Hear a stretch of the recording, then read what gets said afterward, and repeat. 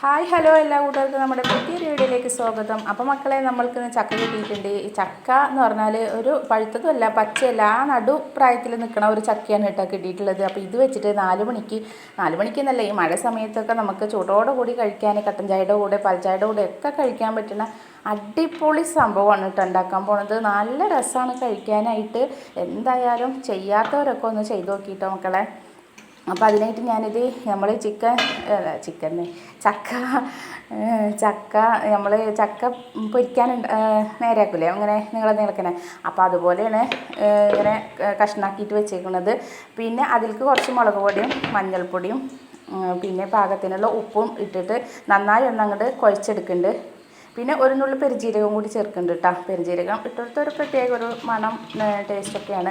അപ്പോൾ അതും കൂടി ചേർത്തിട്ട് കൈ വെച്ചിട്ട് നന്നായി അങ്ങോട്ട് ആ എരിവും ചക്കയിലേക്ക് എല്ലാ ഭാഗത്തും എത്തണ പോലെ അങ്ങോട്ട് യോജിപ്പിച്ച് കൊടുക്കുന്നുണ്ട്. എന്നിട്ട് നമുക്കതിലേക്ക് ഒരു സവോളയാണ് കേട്ടോ.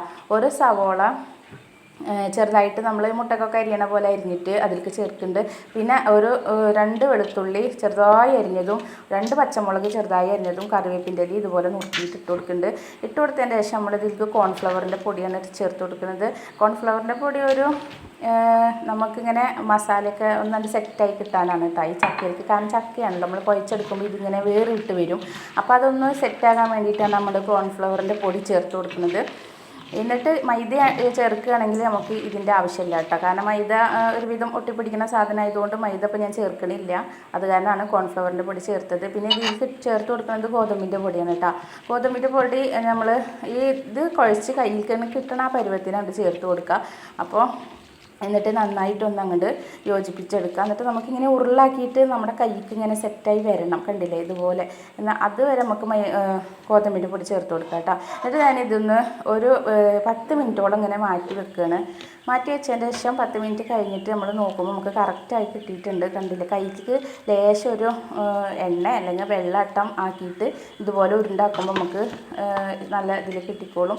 എന്നിട്ട് ഇത് നല്ല ചൂടായിട്ടുള്ള എണ്ണയിൽക്കണ്ട് ചേർത്ത് കൊടുക്കുക. എണ്ണയ്ക്കത് ഇട്ട് കൊടുക്കുക. ഇട്ട് കൊടുത്തതിൻ്റെ ശേഷം നമ്മൾക്ക് തീ നല്ലോണം കുറച്ച് വെച്ചിട്ട് വേണം കേട്ടോ നമുക്കിത് ഇട്ട് കൊടുക്കാനായിട്ട്. സ്പീഡിൽ വെച്ചിട്ട് നമ്മൾ ഇട്ട് കൊടുക്കുകയാണെന്ന് വെച്ചാൽ ഇതങ്ങോട്ട് കരിഞ്ഞു പോകും. അപ്പോൾ നല്ല ലോ ഫ്ലെയിം ആക്കിയിട്ട് നമുക്കിത് തിരിച്ചും മറിച്ചൊക്കെ ഇട്ടിട്ട് നന്നായി അത് മുരിപ്പിച്ചെടുക്കാം. അപ്പോൾ നമ്മളെ ഈസി ആയിട്ടുള്ള ചക്കപ്പൊക്കെ ഇവിടെ റെഡി ആയിട്ടുണ്ട്. നല്ല രസമാണ് കേട്ടോ. ഇതിന് ചക്ക 65 എന്നൊക്കെ പറയാം. അത്രയ്ക്ക് നല്ല ടേസ്റ്റാണ് കേട്ടോ അത് കഴിക്കാനായിട്ട്. അങ്ങനെ നമ്മളിതെല്ലാതും പൊരിച്ചെടുത്തിട്ടുണ്ട്. അപ്പോൾ നമ്മളെ വീഡിയോ അത്രയൊക്കെ തന്നെയുള്ള വീഡിയോ നിങ്ങൾക്ക് ഇഷ്ടമായിട്ടുണ്ടെങ്കിൽ ഒന്ന് ലൈക്ക് ചെയ്യാനും ഷെയർ ചെയ്യാനും സബ്സ്ക്രൈബ് ചെയ്യാനൊന്നും മറന്നു പോകരുത്.